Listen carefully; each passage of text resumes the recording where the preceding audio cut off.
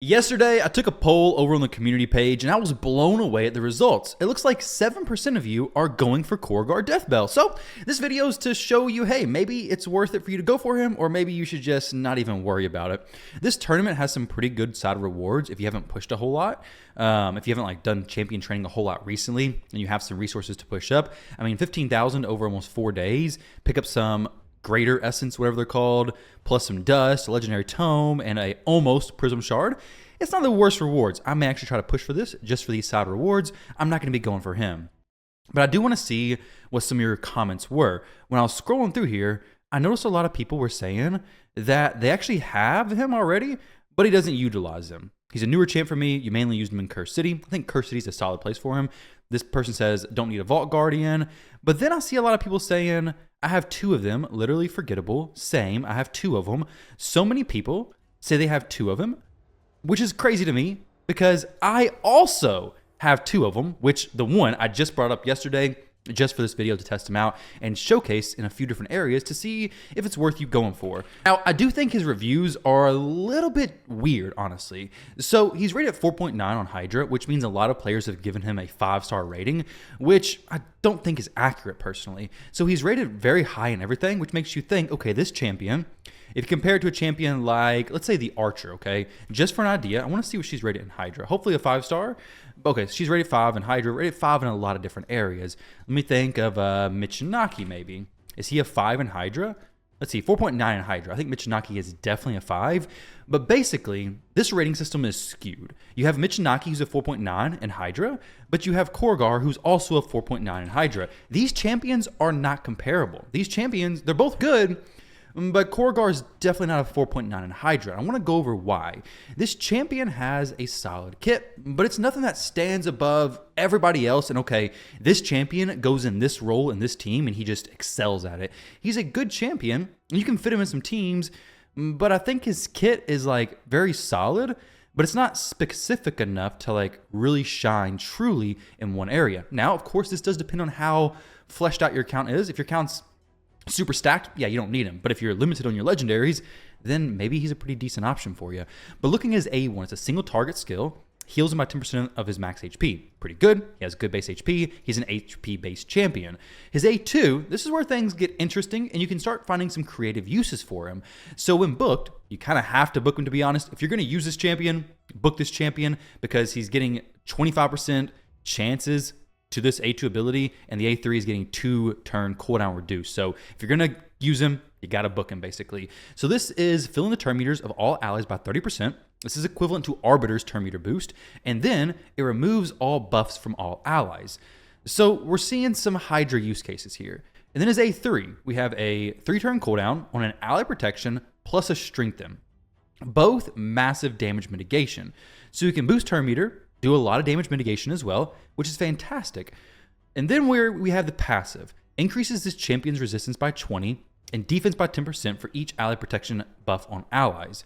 Also increases all resistance by 15 and defense by 5% for each ally protection buff on all allies. So he's making everybody more sustainable, which is fantastic.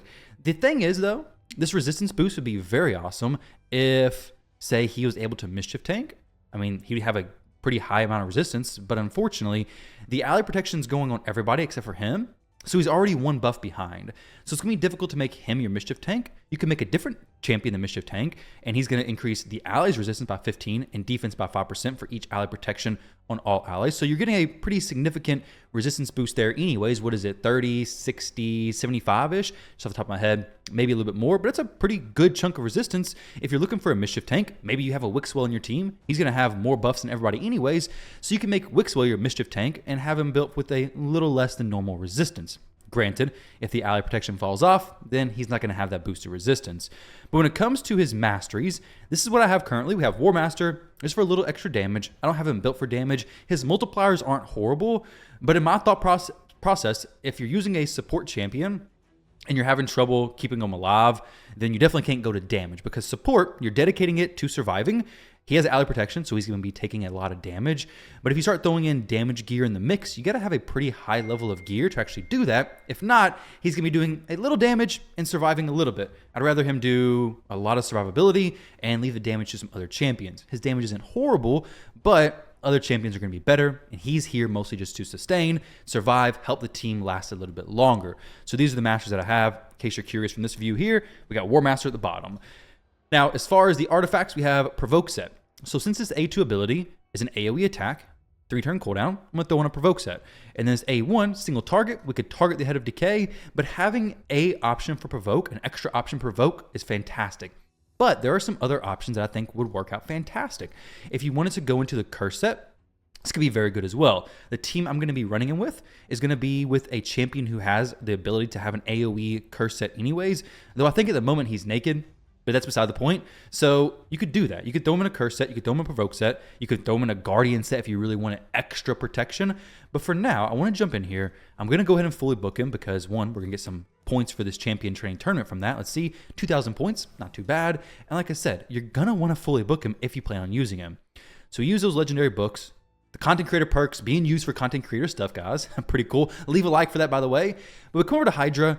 Since he's here to be mitigating damage and like making your team survive more, I want to give a quick showcase. Now, like I said, some of these champions may be missing gear, but the point of this isn't to say, okay, build this team, you're going to do good. Because this team, we have some really good champions, right?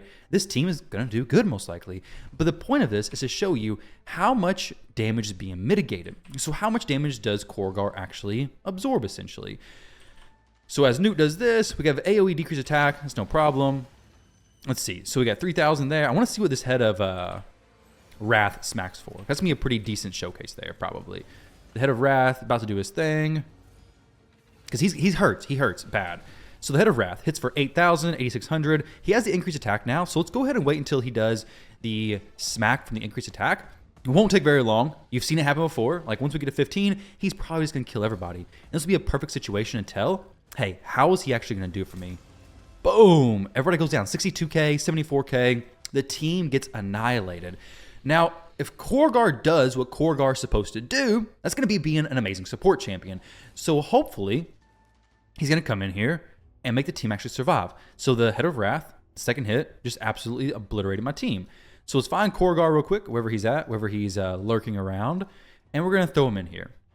So, of course, we're going to open with the A3 ability. Everybody's going to be getting more defense. We're going to have the ally protection. We're going to have a strengthen as well. So we have a 25% straight damage mitigation from the strengthen. 50% damage goes to Corgard. And hopefully from there, you're looking pretty good. Now, we're going to do the same stuff as before. We're going to have him use his A3. And then now, everybody has ally protection on. As long as we don't get everything stripped and stolen, we're going to be okay. Like Newt has extra resistance now. Pretty cool. If you're running like a decreased accuracy team, it's going to be even easier to have a mischief tank. So you have some options there. So let's see. Maybe I was completely wrong about the whole Corgard stuff. Maybe he does deserve the 4.9 in Hydra.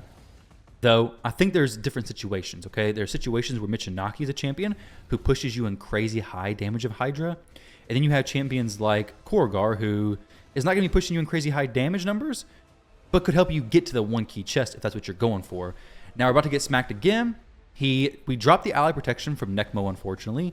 So let's hopefully somebody can keep it. There we go. Boom. Necmo dies. Everybody else is fine. Everybody else is staying strong. They're standing up. They're doing well. Now with that said, I need to double check his masteries because it may be best to actually have the mastery that gives me extra duration on my buffs. That would probably be better, honestly. So let's go to Corgard real quick. So matter of fact, I don't really want to spend the gems to reset this. Actually, I could. I don't have to spend the gems for this anyways. Let's go ahead and reset these masteries. Typically, I would recommend going to RaidBro. RaidBro.com. You can do the mastery stuff yourself. But I don't need to get accuracy. He doesn't need accuracy. With the provoke set, it just doesn't need accuracy to place that. I would like some heals, but he doesn't place any heals. So doesn't know shields. We'll take some HP, I guess. But whenever a buff expires, boosts his turn meter. And then let's pick up the chance to extend the buff duration by 1 turn. So essentially we can keep up as much uptime as possible on that. This is useless because it doesn't extend the duration of provoke, or doesn't extend the increase the chance of placing provoke. So we don't need that. We'll just pick some of this stuff. The main thing here was lasting gifts as well as rapid response. All right, so we're jumping into another one. I'm gonna not use Ugo's A2 ability. I don't want the decreased attack applied to this head. I just want to use just everything. I want him to have increased attack if possible, which is definitely possible. It happens all the time.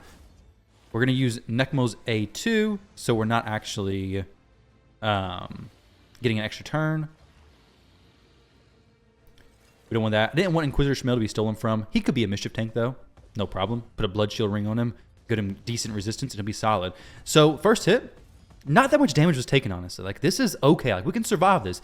Even though Schmiel has no buffs on him currently, he's going to die to this hit right here. But how's everybody else going to look? Everybody else is fine. So, everybody else is surviving, no problem. The Head of Wrath is one of the most difficult heads for just popping up and destroying your team. So if you need somebody to help you survive the Head of Wrath, well, maybe Corgard is your answer. He is given the increased resistance as well, meaning that you could have your Mischief Tank a little bit lower resistance and still resist the heads, assuming the ally protection is applied all the time, which it should be. It shouldn't be stolen, right? Keep him pretty slow. He's going to be doing well. But if you bring a good healer, he's got the turn meter boosting stuff. Fantastic. A turn meter boosting, got the ally protection. Bring another healer, it could be decent. Now, the issue that we run into, though, is that while he brings all this stuff, it's fantastic for survivability, but if you're looking for other stuff, it's difficult. I'm going to give the best comparison I can right now. So, Mithrala. She brings Strengthen. Okay, she doesn't have ally protection, but she does bring a Strengthen. But she also brings a shield. So we have very good survivability. The shield is based on this champion's max HP as well, which you can push pretty high. She also brings an AoE Hex, plus an increased defense and an increased attack. So she is bringing 1, 2, 3, 4 different very valuable things to Hydra, and potentially an increased accuracy aura if you need that. So if you have Mithrala, she has a Strengthen. If you have Lydia, she has a Strengthen as well. So Corgar Strengthen is going to be being overlapped by these other champions. So now you're in a situation where, okay, Corgar is bringing a turn meter boost. He's bringing an ally protection as well, and potentially a AoE provoke. So it's not bad stuff, but your Strengthen is being overlapped. So it's just ally protection, turn meter boost. We have an increased resistance and increased defense. But if you can build enough resistance to resist the Head of Mischief anyways, then you don't really need that. So it puts him in a spot where there are champions that do similar enough stuff, but better in a way, and fill more roles than he does. It makes it somewhat difficult to get him into these teams. Now, I had mentioned possibly trying him in a Trunda team. The only reason why I say that is because the Trunda team does sometimes have trouble surviving. However, Arbiter, I think, is just better because she's going to res me. She gives a turn meter boost. She does a res. Unless I was able to get Corgar in like 9-piece protection to get the, the damage boost from the protection set, then I don't really see any reason why I would switch him there. It doesn't really make a whole lot of sense because Arbiter does a res. Keep Arbiter alive, we're fine. Counterattacks whenever an ally under protection is attacked. Okay, so this is awesome. Can occur once per enemy turn. Gives a good reason to have the provoke set. The counterattack is good. He's going to survive well. So he's a sustainable champion, but it's just difficult for me to find an actual solid use and say, okay, this is where this champion shines above anybody else, and this is where you should use him. I think the 4.9 in Hydra is very skewed because if you compare to champions who actually deserve a 4.9 in Hydra, well, he doesn't get that right. But why does his Hydra first and then hers is Arena first? Is it? I didn't know it ordered. Wait, no, why? Well, that's weird. Maybe he has like a low Arena offense score or no Arena offense score. Is he just not even rated in Arena offense? Nobody's like, yeah, this. Wait, where is his Arena offense? Okay, there it is, 4.6. Now let's look at another champion who, Mikage. What's her Hydra rating? 4.9. Okay, 4.9 in Hydra. Rhonda. Hydra. She's actually a pretty decent Hydra champion, honestly. 4.5. Who's another really solid Hydra champion? Gwendolyn brings a lot of stuff, but she's a 4.8. But Gwendolyn's bringing a decreased speed of leech, a increased accuracy, some decent damage. I wonder where Razovarg is at. What is his rating? I wouldn't give too much weight to the in-game ratings. Like Razovarg is 4.7 in Hydra, but this champion is in some of the biggest damage-dealing teams, like billions of damage. We have leech, we have increased speed, increased accuracy, big A1. So I think it's very misrepresentative, if that's a word, the correct word for this, of his actual usage and his abilities. If you're just looking at this as a champion, you should definitely go for. But to be honest, I don't think he's that worth it, to be fair. Player recommendations. Hidden. Why is it hidden? Huh, that's kind of cool, though. Let's see. Why is this? I didn't know there was even a button down there. That's pretty cool, though. Default recommendations. Go. Yeah, player recommendations. I want to see that. Unhide that. It'd be cool, Playerium. Either way, guys, let me know if you have an area where he especially shines. But a lot of the comments were saying that, hey, we're just vaulting him. We're not even using him. And I think that's a pretty fair thing, honestly. He is average if you're not a new player. Definitely can help in Curse City content. He is one of the most tanky champs, and I have 2. Yeah, he is. He's an extremely tanky champ, and he will help your team survive. But in Hydra, you're juggling so many different things. I'm not saying he can't be put into a good Hydra team, because I'm sure he can. But in Hydra, you're juggling so many different things. You got to have your Hex. You got to have your increased attack for your attack-based damage dealers. You need to have your increased defense for your defense-based damage dealers. You want to have Strengthen, but you don't have to have Strengthen. You like to have a Provoke. You want to have decreased speed. You want to have all these different things going. And a champion who brings a few of them, you could squeeze in a Provoke or a Curse or a Hex if you threw them in that gear. You have a turn meter boost as well, which is all good stuff. But you have another champion who's very similar in some ways, Islin, who's a fusion. We have a Provoke on the A1, AoE decrease speed, and a very tanky A3 ability there as well. Plus, he places a lot of stuff on himself, so he can mischief tank a little bit better. So we have him versus Corgar. Outside the turn meter boost, he's just better. Because he could be in a Curse set or Provoke set, have a better chance of doing Provoke, be a more of a Provoke champion, has an AoE skill, and can mischief tank. And mine's a 6-star blessing. I don't even use him. But I've seen him actually pretty successful in some teams, some Trunda teams actually with Finna. But either way, guys, thank y'all for watching. It's a long enough ramble and rant on Korugar. As far as his multipliers, he can do some damage, but I wouldn't put your damage dealer gear on him, basically. It's one of those situations where if you could get him to 100% crit rate and do some damage, great. But then you're possibly making him more squishy. Well, you're definitely making him more squishy, right? And since he's going to be taking a lot of damage from this ally protection stuff, I think it's better to lean into the survivability situation, maybe Guardian, possibly Bulwark, and your team will survive even better versus splitting your focus between the two. That's my opinions on this champion, guys. Let me know what you all think down below. Is there any good HP nuker in Ogryn Tribe? What is it? He is HP, yeah, HP and defense. If I ever get him, I'll build him well. But either way, guys, thank y'all for watching. Appreciate you all.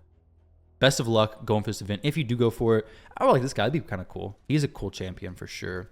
But either way, thank you guys. I appreciate you all, and I'll catch you in the next one.